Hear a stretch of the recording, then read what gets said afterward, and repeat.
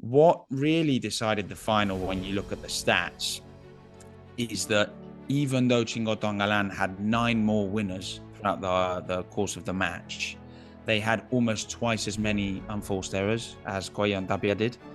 The other thing that has like really surprised me about Coello is his low unforced error count. So if I'm not mistaken, this is the third final, or definitely the second final in a row, where his unforced error count is single digits. Kind of want to highlight Galán in this match in particular. And I want to start by saying how good I saw him from an attitude point of view.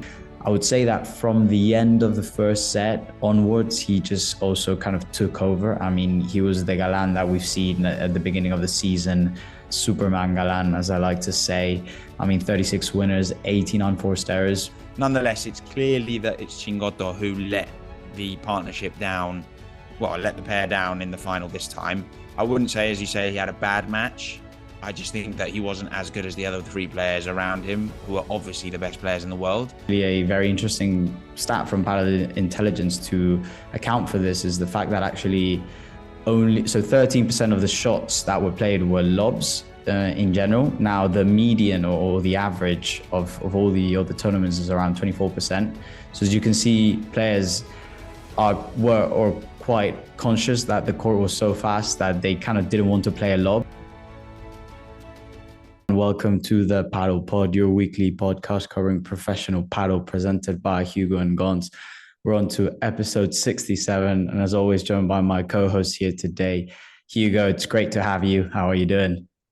I'm very well, thanks, Gons. Loving being able to watch so much paddle, being able to play so much paddle. And yeah, even though Mondays are tough because, I mean, we rarely play together. We use it to basically chat with our fans because it's the day that we normally record our episode.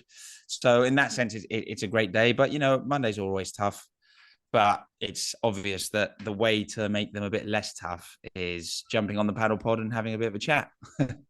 Yeah, very much so. I mean, Mondays are a bit special in that sense. We don't get to play paddle, but we're always either playing or talking or thinking about paddle. So yesterday, the Valladolid P2 ended, and yet again we had another final. Is this the 12th final? Well, actually not. Was it the 12th Chingalan final or the 13th? Something like that. Yeah, and obviously Coello and Tapia have made all of them but one, because exactly. Since Chingotto and Galán teamed up together, they've only made finals or won the tournament. And the only time that Coello and Tapia haven't is because they met Chingalan in the semifinals and lost. So, yeah, I mean, it almost feels like we're recording the same episode week after week. I mean, I feel like our fans they're probably going to start getting a little bit bored. Yeah, I mean, I was literally just gonna say what I might do going forward is literally just play a pre-recorded section of one of the thousands of episodes that we've already done, talking about the fact that yet another final played by Chingotto, Galán and Coello Tapia, because it doesn't seem like it's gonna change, to be honest. No, exactly. I mean, funnily enough, a couple of weeks ago, I said I took a punt and I said I think there's going to be a different final. Clearly, didn't happen that week. Hasn't happened this week. Sorry. So yeah, I mean, now I just don't really want to make the prediction. I still think that it's bound to happen imminently, but it is true that Chingalan and Coello and Tapia are dominating so much that it's hard to see how that can happen. It's got to be some major slip up, or maybe just one of the other pairs playing out of their skin, because otherwise I struggle to see it. Yeah, and even where I would think that Chingalan, especially taking into account the last couple of tournaments where we haven't seen them at their best, even this tournament, I thought, especially leading up to the final, it's been a tough kind of journey for them. And I didn't think that they were playing their best. So, I mean, Coello and Tapia have been playing amazingly since the summer break is over. So I didn't have a lot of worry of like for them to get to the final. But Chingalan, I was thinking like maybe it's actually one of these tournaments will be the one where they don't make the final. But still, they're just such a higher level above the rest. And even in the matches where you're thinking like, ooh, maybe here, like they could start losing or they're like a breakdown or something like that. Like, for example, the match against the Augsburger and Chozas, where they kind of started a bit wobbly, but they just find a way. That's, I guess, what makes them so great. But maybe moving into the final itself, because there was a big, I would say, it was a different final from all the ones that we've seen recently. I think it's, in my opinion at least, it's been the best final since probably the Italy major. I mean, since then we've only had straight sets finals, mainly won by Coello and Tapia, but Chingalan also won the Geneva one, which was quite a thrashing. So it's nice to see. The level was really high from all the players. Both pairs were like had some incredible runs and really good points, and we did get to see a third set, but ultimately Coello and Tapia once again pulled it out of the bag. Coello wins his first Valladolid title, I think. So Yep. as a professional player, is the first time he wins in Valladolid, which I'm sure is like really special. You can see how emotional he was after the title. But maybe Hugo, I'll let you start to give us your thoughts. Yeah, I pretty much agree with you. I think it could actually be the best final of the season, even. I mean, I think that the level from both pairs is probably the highest we've seen. And the reason why I'm saying it is because I personally think that Tapia and Coello are now at the highest level that I've seen them play at. Because Coello's playing unbelievably well. His smash is back. He's going for it and it's working. And also from a defensive point of view, he's back to covering so much court and volleying from the middle of the court. So all in all, I think Coello's game is back to its best. And Tapia, I mean, Tapia has been sensational throughout the whole season. But I think in the key moments throughout the last few weeks, particularly in the finals, he's pulled out that rabbit in the hat, that magic that he has. And I think they're genuinely, I think they could very much be at their peak. And when we look at Chingotto and Galán, I know that we were saying throughout recent weeks, that they were perhaps, they'd stepped down a bit as a pair, particularly, and to be honest, we were only really looking at Galán specifically. His level had dropped, whereas Chingotto was actually pretty much at the same level that he's been playing at all season, if not better. But actually in the final, I thought that Chingotto was really good, even though the stats don't say it, but maybe we can delve into that a little bit later. And then Galán was pretty much at the same level that he's been all season. I mean, 36 winners, 18 unforced errors. He had almost a 21 rating based on the Padel Intelligence ratings. I mean, that's sensational, almost as good as Tapia's. So when you look at all four players and the level that they played at, and then you also look at what the points were like, they were all really long. We saw some really long rallies. Defensively, the players were probably at their best, and the smashing was pretty prolific on behalf of all of them. I think that's, well, I mean, basically they back me saying that was probably the best final of all season. I don't know whether you would agree, Gons. I'm not sure if the best final of the season. I mean, I think definitely, like I said, since the Italy major, definitely the best final. I still think, for example, Chingotto, even though the feeling was that he was playing good, but when you look at the stats, some of like the unforced errors kind of uncharacteristic of like him. So I think he's played better finals, essentially, is what I'm trying to say. And Galán, I mean, he was sensational, but quite a bit of unforced errors. And we've seen him have like, I mean, bonkers stats. Like, you know, we've seen him have like 30 something winners and single digit unforced errors. So I mean, it was a really good final and the level was really good. I think the points as well. So the rally length, I think 7.6 points per, or I guess shots per point is really good, especially taking it into account that the court was extremely fast. So, I mean, just, overall level wise, definitely up there with one of the best, but I maybe wouldn't say the best. Okay. I mean, I think it's a fair analysis. I just think, I mean, I probably don't remember every single final between Chingalan and Coello Tapia, or to be honest, every single final of the season, because we've had so many of them. But I definitely think it's up there. And in my own personal opinion, due to the points I've shared previously, I do think it can be a contender or even be it. Now, going into the final, I think it was very much decided almost by the toss of a coin. I mean, I think it was Tapia and Coello won 99 points in total, and Chingotto and Galán won 93. So just a 6-point difference, which is peanuts over the course of 3 sets. What really decided the final, when you look at the stats, is that even though Chingotto and Galán had 9 more winners throughout the course of the match, they had almost twice as many unforced errors as Coello and Tapia did.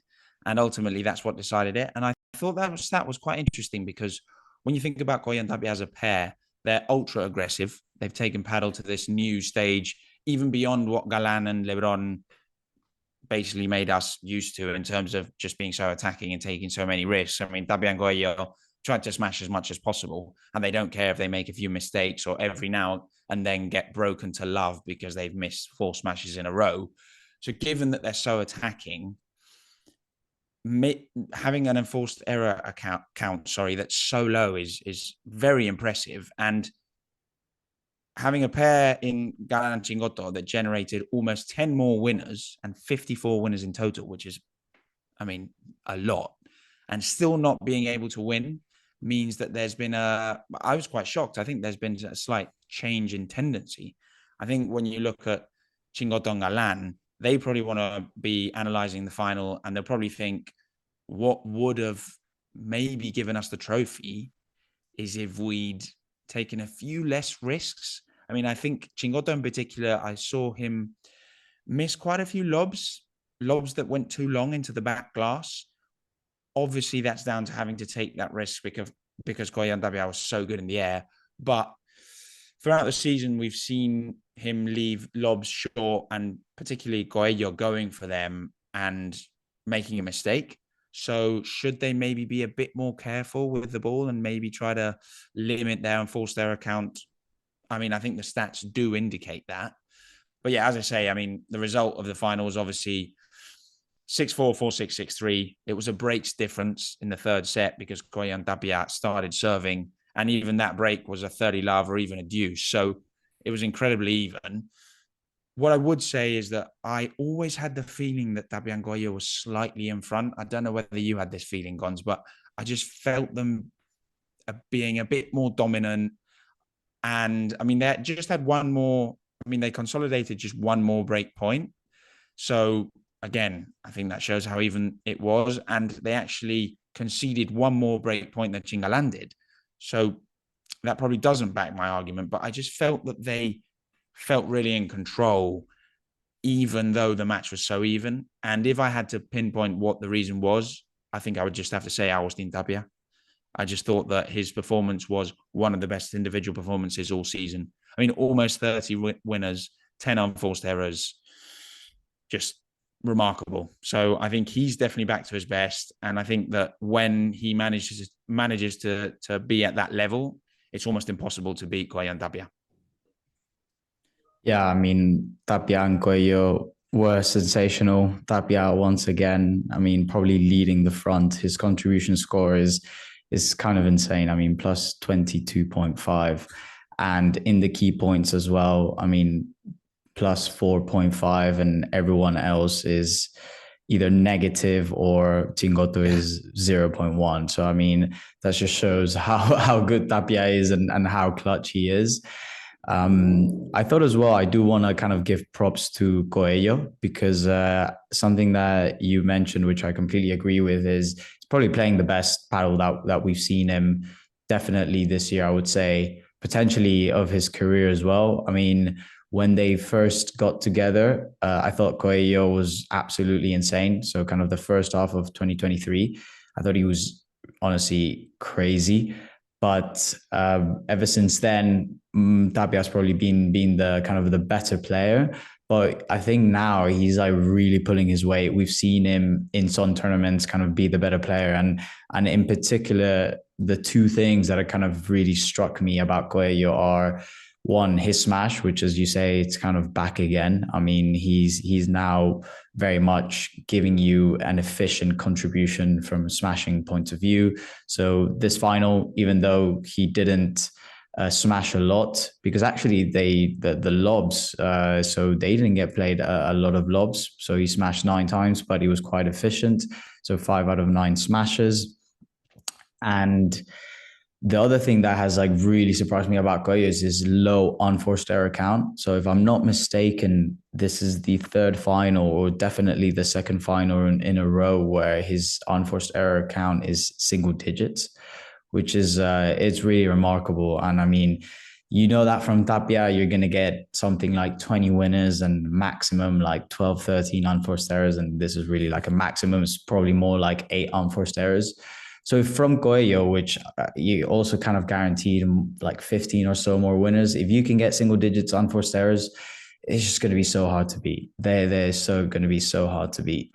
So I just wanted to highlight that. But I mean, yeah, Tapia as well could probably be the MVP of the final. And then moving on to Chingotto and Galán, I kind of want to highlight Galán in this match in particular. And I want to start by saying how good I saw him from an attitude point of view. I think over the last couple of game or finals against Coello and Tapia, we saw a Galán that was extremely frustrated. We saw a Galán that mentally, I don't know if he was feeling the pressure, or he just wouldn't or couldn't cope with kind of mistakes. He would get infuriated. He would go to the benches and he wouldn't look happy. He would look stressed. And I must say, I don't know what he's done over the course of a week. Maybe he's had a chat with this psychologist or something. But I saw a Galán that was completely at peace, I would say. I mean, I even recall in the first couple of games of the first set when they get broken, he goes to Chingotto. They're one of the changeovers, and he's speaking to Chingotto, and he's like, "I'm so sorry," like, you know, because he did a couple of unforced errors early on in the game, and he was like, "That was all me." But he never felt frustrated, even though he'd done those unforced errors. I kind of saw him play a bit more freely than I'd seen him, and at the end of the day, this reflected in his stats. I mean, I would say that from the end of the first set onwards, he just also kind of took over. I mean, he was the Galán that we've seen at the beginning of the season, Superman Galán, as I like to say. I mean, 36 winners, 18 unforced errors. Maybe on the unforced error count, just a bit, you know, too much, but Galán would sign this every final, these stats. I mean, plus 20 contribution score, 17 out of 26 from a smashing point of view. So again, he was lacking that efficiency lately, but he found it once again. And then on Chingotto's side, I agree with you. I think it's probably on the shot selection. I remember as well when they got broken at the end of the first set, if I'm not mistaken, it was a smash that Chingotto attempted, and he just hit the glass like straight away. So at those moments, you know, you're 30, 40, do you want to take the risk and smash against Coello and Tapia? So potentially there, you know, you have to be a bit more calm, even if it's a lob that you're looking in, you like the look of it and you're feeling confident. But once again, I mean, these are the kind of small details that decide these kind of high level games. But I mean, I think Chingotto on some plays as well, he was doing his forehand, I think, was sometimes letting him down. Had a couple against the net. Also had a couple where they were quite high and comfortable for Tapia to then just like completely smash on the volley. You don't want to give those to Tapia. And I would actually see Chingotto doing like the forehand movement, kind of like saying, like replicating, like, oh, I need to, you know, this is the technique. So from his side, overall, the stats probably not what he wants, especially on the unforced error count, 17 unforced errors. But I mean, I don't think he played bad by any means. But I think the winning formula for Chingalan is kind of the match that you had with Galán. So that kind of contribution score and contribution towards the game. But on Chingotto's side, I think you kind of just want like a 10 winners, 4 unforced error game, which potentially is a lot to ask, but we know that he's got it in his locker and he can do it. Yeah, I mean, I very much agree with your analysis, at least most of it, if not all of it.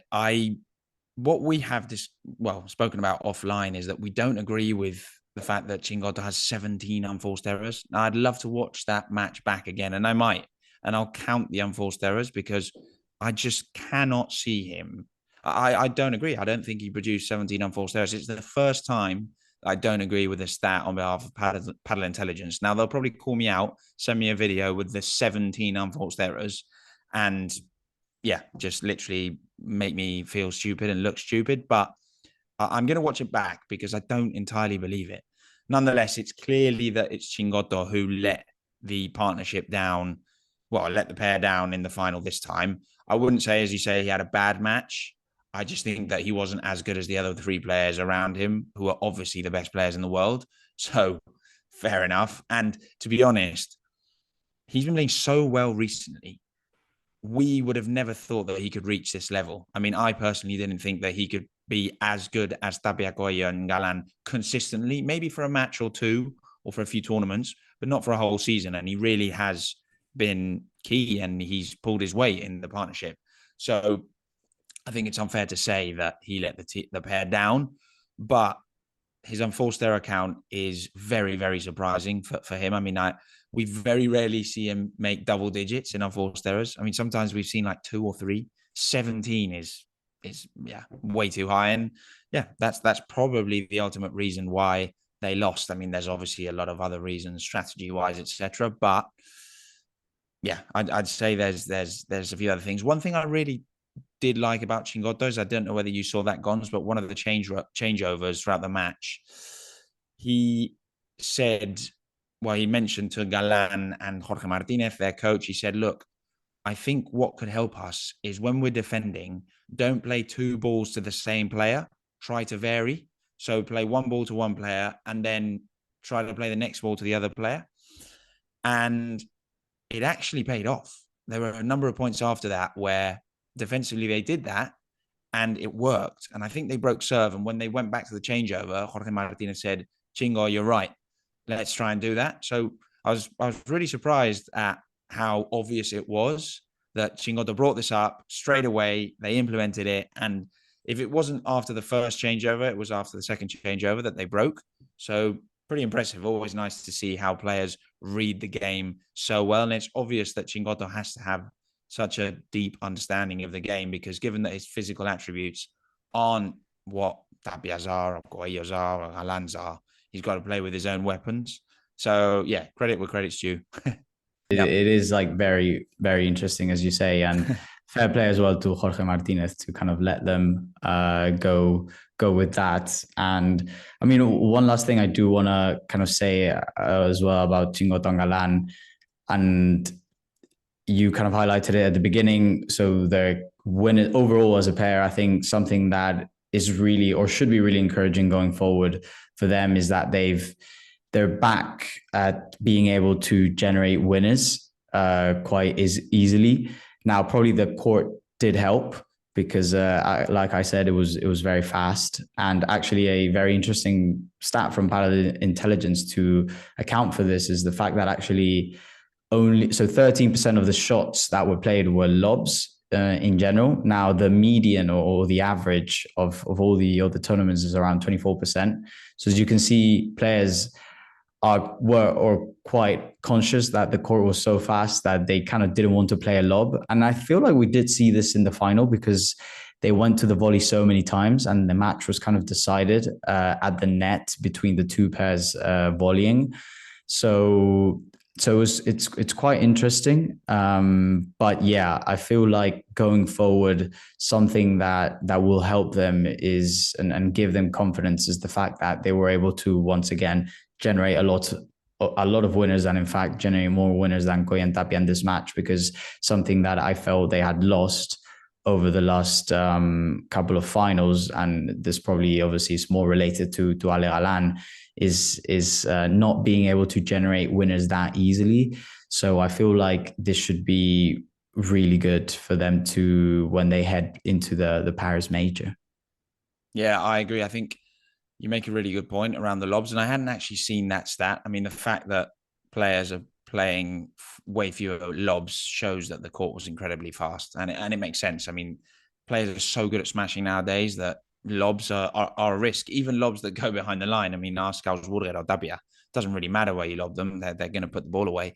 So that's a really good stat.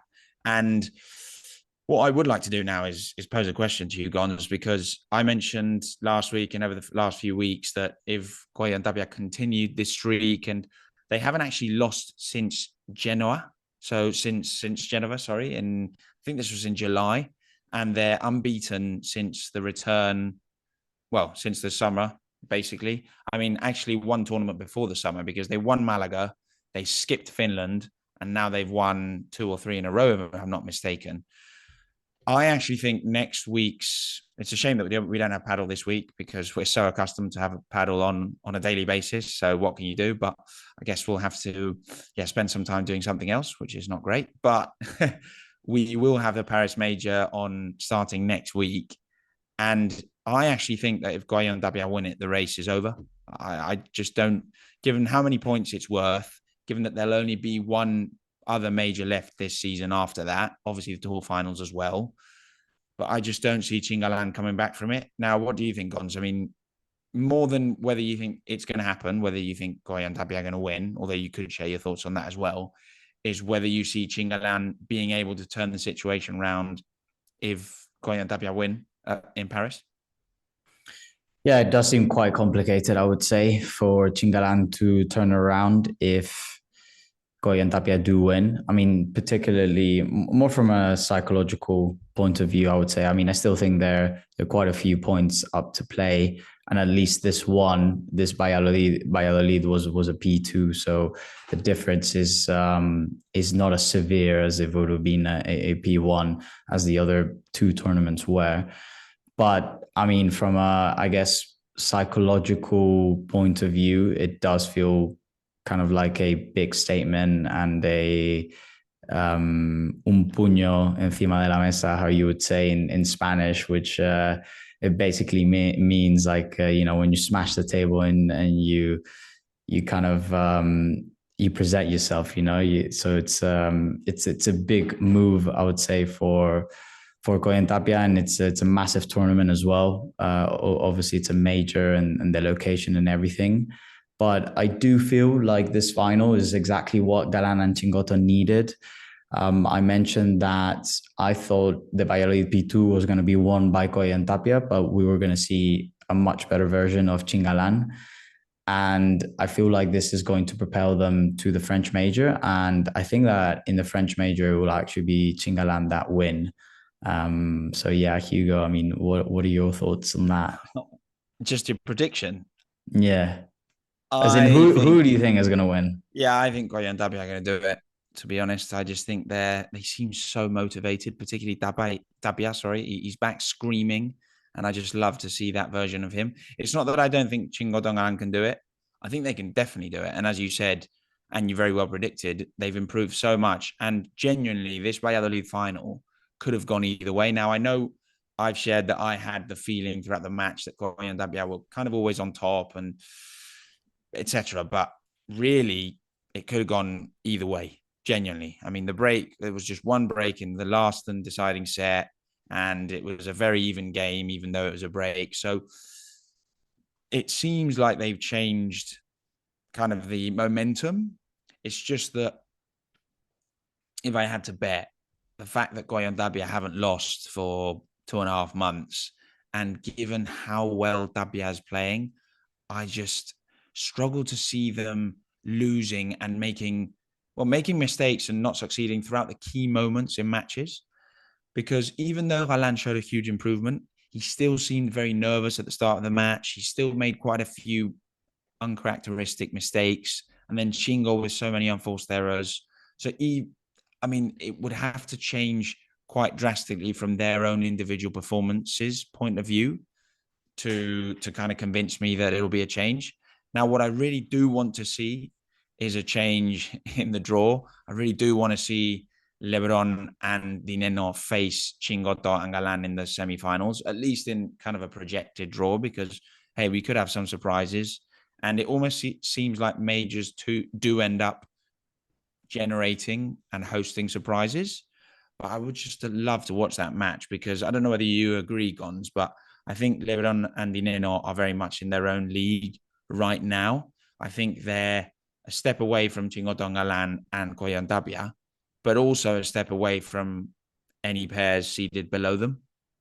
Yeah, and it's also incredibly frustrating, speaking about the draws, that at the first half of the season, when Lebrón and Galán split, we never got to see Galán and Chingotto against Lebrón and Paquito literally until the last tournament that they were together.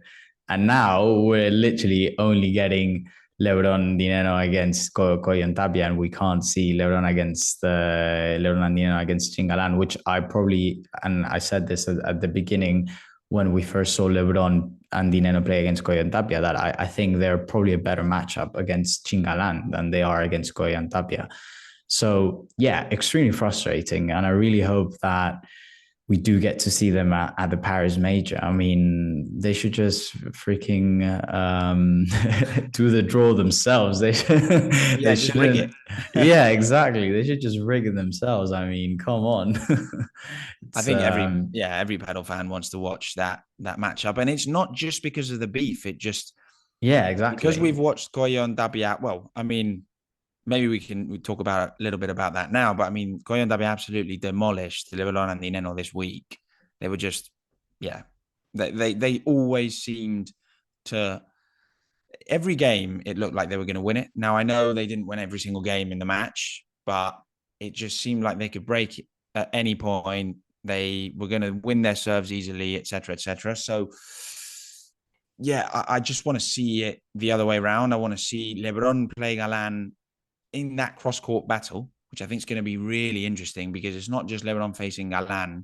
It's the fact that they're going to be playing cross-court, which is, we know as paddle players, it's much easier to play the ball cross-court than, well, down the line. So there's going to be a lot of that exchange. And I think it could be much more even than perhaps we would have expected a few months ago, when Galán was at that level where he was untouchable and Lebrón had a lot of doubts in his mind. I actually think that the last few tournaments, Nenno has been slightly underperforming in that pair with Lebrón, particularly his lobs, which are one of his best skills, one of his best attributes. They're not working. It could be because the courts have been really quick. So obviously technical players who can't rely as much on their smash and play a lot of lobs, etc., are going to struggle in courts that are really fast, because their lobs are going to be put to bed, even if they're really good. So that could be part of it. And we know that Nenno, much like Chingotto, to be honest, and other players on the forehand that are smaller and not as physically dominant, prefer playing on slower courts. So it could be down to that. But what I was really trying to get to, is that Lebrón, I think, has been playing really, really well. So I really think he could challenge Galán in that cross-court battle and get in his head. Yeah, I agree with that. I think Lebrón is going to be a bit awkward for Galán, because I mean, they haven't faced each other, with Lebrón being on the backhand side, and in general, he's so good from a hand stroke, like his shots from the back of the court, he can place the ball anywhere. And I feel like it's really hard to read his game, where he's going to go defensively. We've seen him super comfortable at the back, and I think that's probably one of the things that's been surprising me the most. So I believe that it could be a really interesting match, and like in the form that Galán and Chingotto are in, which they just had a great final, even though they lost, but they're still coming off the back of arguably the worst part of, or the worst play of the season for them. So if you throw that in, you throw in the fact that it's Lebrón and Galán, and you know the beef that's going on, how can that affect both of them psychologically? So it would be a really interesting match, but as you said, not because of the beef, but from a paddle point of view, and what we can see on the court, and on the playing style wise, I think will be interesting, because I think just nowadays, especially looking at the level that COELLO and Tapia are playing at, you need Galán, or you need the backhand side player to go at an insane rate like Galán has done in the past. And I'm just not sure Lebrón can go at that level, at least not right now. And you've also got Nenno, who's not supporting him in, or not playing at the level that, you know, we've kind of seen him or been accustomed to by him. They're just not a matchup at the moment for Coello Tapia. No, and I think that probably, at least in my eyes, that probably reflects why Coello and Tapia are the favourites for the race, regardless of the last kind of few weeks. I just think that Coello and Tapia, the only pair that's really challenging them is Chingalan. The only pair that I think can challenge them is Chingalan, because they've probably got in their heads as well, right? They've beaten them in a lot of finals, and they're a new pair, and they've worked out a way to kind of neutralize Coello when they're playing well and kind of keep Tapia off the ball. And obviously Chingotto and Galán have obviously been playing really well. So it almost feels like that's the only pair that can really beat them consistently. Whereas from when I think about Chingotto and Galán, even though they've only made the final since they've teamed up together, I think the matches that they win, even throughout this week, that semi-final against Cardona and Paquito Navarro, they won it, but it was 6-4, 7-6. The tiebreak could have gone either way, and who knows what would have happened in the third set. Also against Chozas Burger, it's a very, very even game. I think it was a double 6-4 in the end, but obviously Burger had a bit of an injury in the last game, and that might have affected them. What I'm getting to is I think the games that they've played, particularly recently against other top pairs and informed pairs, have been much more even than Coello and Tapia's encounters against those kind of top 8 pairs. And that's why I think that I would like to see Chingalan play against Nenno and Lebrón, who are the best of the rest, as per se. But yeah, maybe moving on, one final thing that I did want to touch on is Stupa and Yanguas capitulating once again against Juan Luesbury and Lucas Bergamini, who have been playing so well, and they're actually splitting. So as a pair, because as you all know, well, some of you may know, others won't, it's been announced that Lucas Bergamini is teaming up with Javi Garrido and Metralleta, who, well, I really like that partnership on paper. We'll see how that works, but it's just one of those partnerships that makes sense, unlike a lot of others that we've already discussed and shared our thoughts on, Gons, but we don't have to delve into that. Alex Reith. But yeah, I think that it's such a shame when you see pairs form, and Juan Luesbury and Lucas Bergamini have been playing so well, and now they're splitting. But what I really wanted to say is that Yanguas and Stupa are really not living up to expectations, are they? Yeah, not at all. I mean, it's been incredibly rough start from them. And I wonder what Yanguas is thinking right now. I wonder if there's a level of regret in his decision to split from Garrido. I wonder what Stupa is thinking. Is he looking at Cardona and maybe thinking like, maybe Cardona should have been my first choice instead of my second choice? So yeah, I mean, it's going to be interesting, because I think that just given how the game is right now and how results oriented it is, to be honest, I mean, it wouldn't shock me if by the end of the year they split, they continue on this run, because at some point results are what matters the most. And if you can also see that from a playing perspective, they don't seem to suit or to gel as well as others do, even from like a personality point of view. I don't know, they just don't seem like, I'm not saying that they don't get along. Obviously, I do think that they do get along, but when they're in the court, they just don't seem as there's like such a high chemistry as you can see from other pairs. Like, for example, Lebrón and Nenno, sometimes they can look not so good, but I feel like they have a lot of chemistry. And not only from a playing style perspective, I think from a personality point of view as well, like on the benches, honestly, and even on court, you can just see like there's this rapport between them. You can see there's like feeling, even sometimes when they're losing or when one gets a bit frustrated with the other, you can still see that there's some chemistry there. But it almost feels like with Stupa and Yanguas, like they're just two individual players playing together. I don't feel like they are a proper pair in kind of every sense of the word. And I know that we've both been very vocal about this, but I'm just going to hammer this point again home. Bozzoni, I mean, is he really what both of them need right now? If I'm Stupa, I'm seriously considering thinking about leaving Bozzoni, at least with this pair. And I'm not saying that Bozzoni should leave Stupa completely or leave the partnership. He could be just another coach, but I think that they need to bring someone in. We've seen the wonders that Yanguas did with Mieres, and I feel like someone else could really help them and their partnership. Yeah, I agree. I think they're the perfect example and case study of the grass is not always greener on the other side. Yanguas was doing so well with Garrido. He was the most improved player this season, and their partnership was the most improved pair, most unexpected pair. They were actually fighting for the number 4 spot. They might have even clinched it towards the end and gone above Paquito and Lebrón or Stupa and Yanguas. I mean, Stupa and Nenno. I mean, it was very, very even. They're playing so well, and he takes the risk and goes with Stupa. Clearly not paying off. And then from Stupa's side, it was like, I'm playing with Nenno, who's my best mate. He's been my best mate forever. We were challenging for the number 1 spot last season. And this season, we can't make it past the semifinals. It is true that every semifinal, pretty much, they were facing Chingalan, the most informed pair, probably.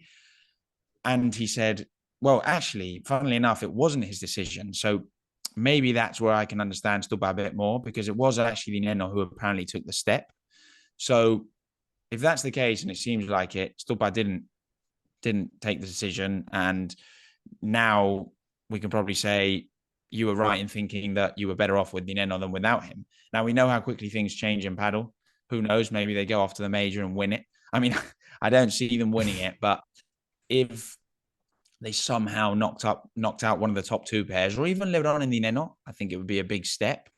It's just that they've underperformed in pretty much every tournament. I mean, the only one that they haven't was last week's, where they made the semifinals on a very easy draw, but then lost in straight sets against Chingalan.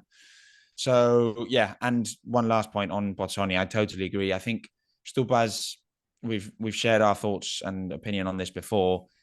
He's kind of in a danger zone because he obviously split from Nenno, and Nenno's teamed up with Lebrón, who's probably on the up, at least kind of at the level that we would expect him to be at. It's Nenno who's underperforming a bit, and Stupa is underperforming with a player who was very much overperforming this season, because Yanguas was, as we said, at the peak of his game. If that partnership was to end, and I don't think it will end before the end of the season, because unless Yanguas goes and calls Garrido and says, let's get back on it, we can do it, which would make total sense in my eyes, but it won't happen.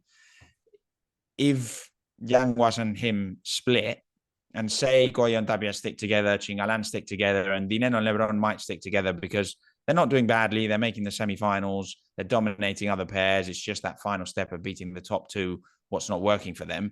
If those top 3 pairs stick together, then I just don't know who Stupa is going to call and kind of work well with.